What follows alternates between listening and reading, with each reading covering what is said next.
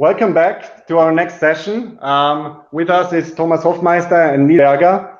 Hi, everyone. Hi, I think Nils, you're sitting in Vienna, and Tommy, you're sitting in Balingen right now. The stage is yours. You can go on. Thank you. Thank you, Linus. Thank you very much for the introduction. Thank you also to Martin for a great presentation earlier. Also, amazing location where you are, and we envy you for the snow. Maybe there's a chance of skiing still for the end of April. Yeah. Hi, Nils. Great that you're here. Let me introduce you to Nils Berger. He's a founder here of Viewpoint Systems. In a city that brings out the Sachertorte and offers the Vienna Opera Ball, you would not expect to find competitors to Microsoft's HoloLens or Google Glasses. But here you are, you see Viewpoint System. He's founded a company in 2016. He's a real deep tech fan, and he developed these smart glasses in Vienna. Yeah. These can be applied for remote maintenance, for efficient training, and video documentation. And Nils will definitely tell us a few words about this. Nils is also very keen about technologies. He came from the visualization technology at a former company. He's a really big fan of Internet of Things, and he has a really strong opinion on that. He believes in hardware startups because it's really the part we will always be living with hardware around us, with software, but still the combination of hardware and software is very important. As he mentioned himself, the road to excellent hardware is long and stony, yeah, but it's feasible and also rewarding. And I think, Nils, you have a real motto which calls embrace failure. And we'll talk about this in the next 20 minutes. Yeah. Unfortunately, Nils has to leave us right punctually at 4 o'clock because there's another company meeting that's been scheduled for a long time. So he will not be able to attend the session later with Zot. But we hope to have you maybe in the end for the Beer for Peers, which is in the very end today. So please welcome Nils Berger. And before we start, we have a quick small video to show the products that we'll be talking about.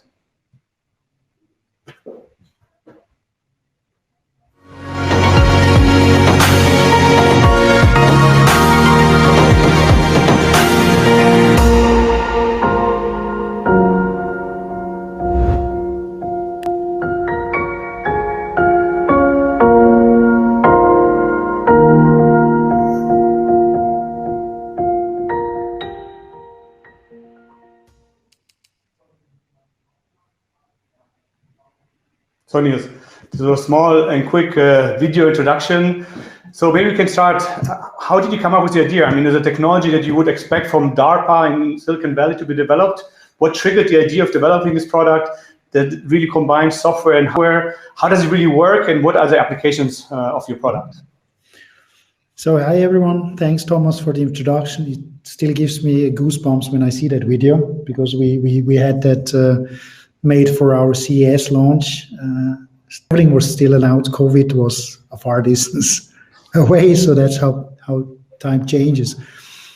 Well, with the one question you just raised, how the heck would you like to start to take it on with the Silicon Valley giants, Chinese giants? Well, first of all, you don't think of that, because if you start thinking about that, you don't start. And secondly, I think innovation is basically not this eureka moment, like, now I have the great idea. More or less, it's sometimes just something different in something everyone can see, and just having a different, story that goes through your mind. And that was basically it with Viewpoint System, because the technology, eye tracking, has been around for 40 years. Everyone that did study business administration or marketing has an idea that, you use it for psychological assessments, for R&D purposes, you use it for marketing. But what came across my mind was, let's take that out of the laboratory. Let's bring that onto the face, on the nose of human beings. And by knowing where someone is exactly looking at, visualized by a circle, and easily transmitting that to any browser, we can start to support people everywhere around the globe without having these huge communication barriers, like, language barriers. Because if you know where someone is looking at, what he's paying attention to, it's way easier to give him advice and to steer him through a complicated or complex topic, which is directly in front of him. And that was, with my old company, I exactly had the issue of not having the right people in service, maintenance, commissioning, always on the right company. And I was constantly struggling with that.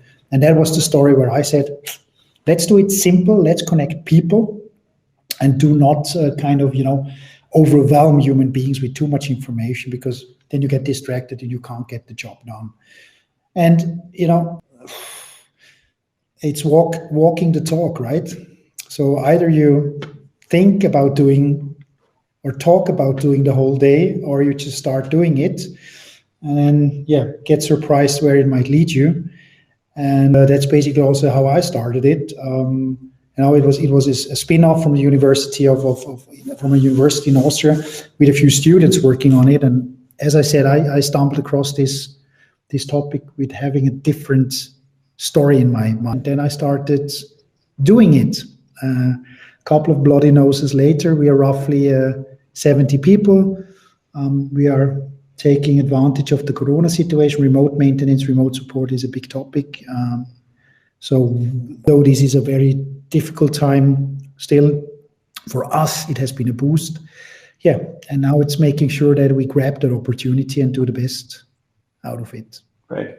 Yeah, you mentioned bloody nose. I think this is something typical for startups. You get a lot of bloody nose on the, and we talked 2 weeks together, 3 weeks ago, and you mentioned this expression, embrace failure. I mean, when you hear this first, it sounds very dramatic, but you really believe it. Can you give us an example on why you really believe embracing failure is the way forward to succeed? I think now I get philosophical. You remember Pablo Picasso once said, the first act of creativity is destruction. And I also truly believe that you cannot, if you move fast, you break things. And as a startup, you need to move fast because the others have more resources, they have a good balance sheet, they get money from the banks, they have earnings, they have EBIT, and so on. That's all the stuff you haven't got. So the only advantage you're having is a clear idea, a clear vision, and you are willing to move fast and by that breaking things. And instead of mourning the whole day that you broke something, it's about, okay, what can I take away that episode? How could I avoid that? But still, breaking things is part of the journey. And failure is always an option. And then it becomes kind of a mantra, then it becomes a mindset, because, without failure, you don't move. That's pretty simple. Then you are the engineer that is optimizing something from 99.28 on to 99.29. That's exactly not what startups or innovations are truly about. And that's why for us, it's very natural. It comes with the terrain, it comes with the topic.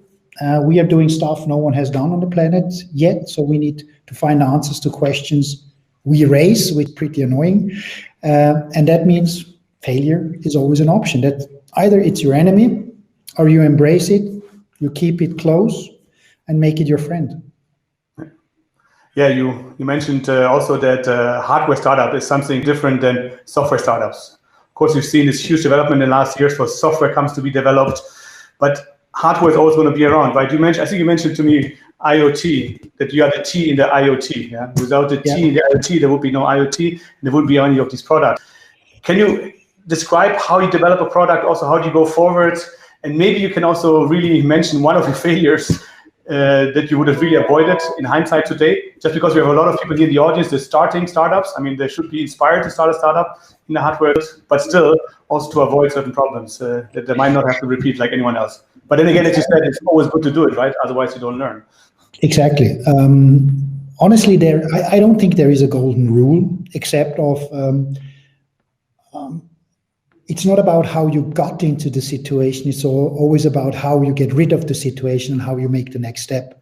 I would kind of, put it like this, because there is not the golden rule that will work out or that will work, because there is, personality involved. There is someone who is a bit more cautious. There is someone who is way more bullish about doing things.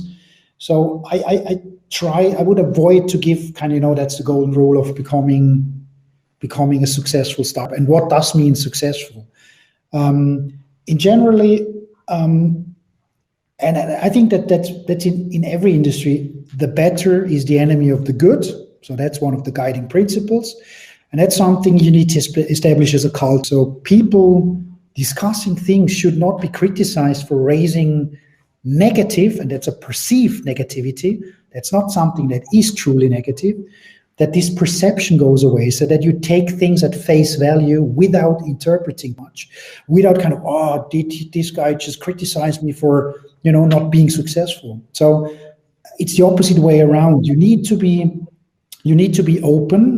That is still one of the most important things. But at the end of the day, it requires bold decisions, and bold decisions mean I mentioned it, you haven't got the resources, you haven't got the teams, so you truly need to understand where you would like to go to, and then you need to follow up on it.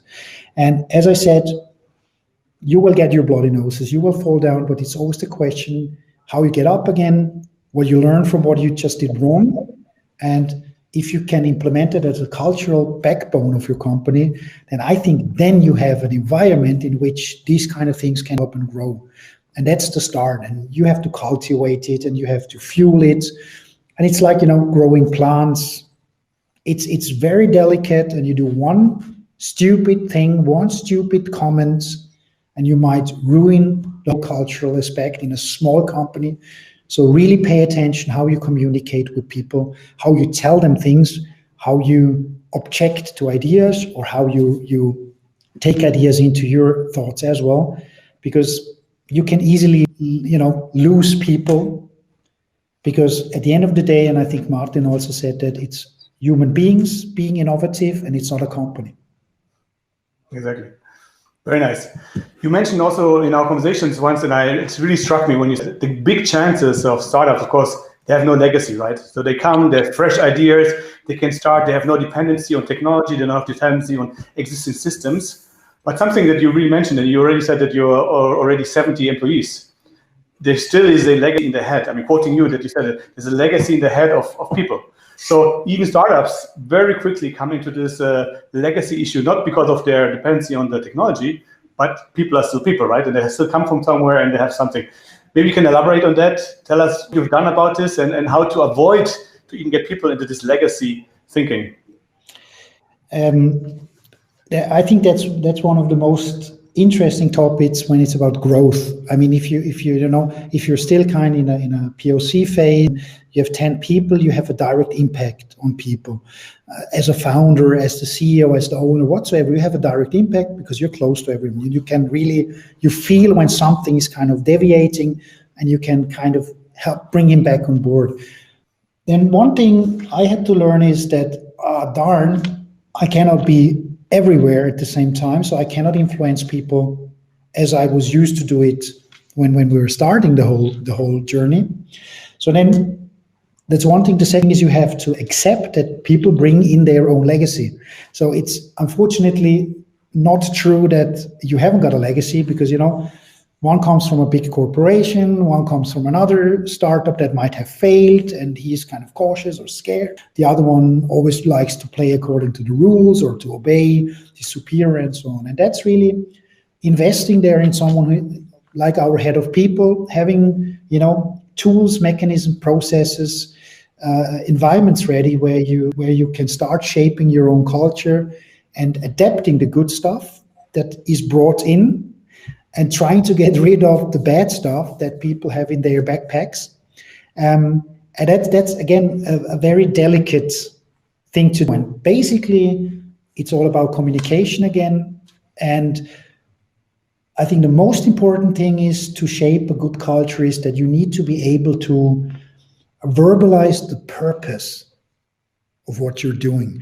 We don't talk strategy, vision, it's purpose. If you give people a sense in what they're doing, a meaning, their work has a meaning, when it has a purpose, then you're on the right way of having a team that goes towards the right and the same goal, and still brings in all the advantage of a variety of cultures and nationalities in the background. And that's just, we have more than 20 nationalities so far, and I love that, because that's really where we really get the friction, the positive friction, how to move ahead. Very nice. As we started, it's all about product development, right? So of course there's visions, there's ideas, what directions, purpose, as you mentioned, very, very important. The purpose is really what's driving the people. But still, can you still give us a good example where product development and how it works in your company, and where you really had once a really difficult experience and what you've learned out of this and what really turned out to be a really success in the end? Yeah, because that's often what you mentioned earlier. You come into a corner, you solve it, and it becomes great, and something that you know today you would never repeat again in the future. Yeah. Be it supply chain, be it with the production technology or so on. Yeah. Well, sometimes you make these lousy compromises, and compromises. I don't compromise that much anymore. I don't compromise in starting something, like do it, and I also don't compromise anymore in stop it. And you tend to wait too long because, you know, as I said, failure, people try to avoid failure. And by trying to avoid it, they do compromise on too many things. And that ends up in a big mess instead of fail cheap. So having rather more iterations than just believing in it. I mean, okay, hope dies last. Yeah, that's true. But I think to have a mechanism, to have processes, to have also kind of parameters by which you can determine, are we still on the right track or are we deviating that much? But no one wants to put the finger into that wound and say, guys, we completely lost it. I mean, the elephant in the room. Exactly, and it's the elephant in the room, or it's the saying, well, we got lost, but we are doing huge progress. So to have established a set of rules where you say, okay, when we get to that point, we stop it. I think it's kill your darlings. Sometimes you have to make people trying to find arguments against their own development just to sharpen again the senses for what might be right and what might be wrong. And honestly, there I was too much, sometimes waiting for the miracle to happen, because you always believe, you trust your people and you hope it will work out. But it's healthier to kill it, to learn from what you did and to start it all over again, instead of, going constantly into a turmoil of should I, shouldn't I? So again, bold decisions also management-wise, to say, guys, listen to your gut feeling. That's not good what's happening here. Stop it, assess it, and skip it, or bring it onto a new trajectory. And that definitely, sometimes I just waited too long until I killed it. Great news.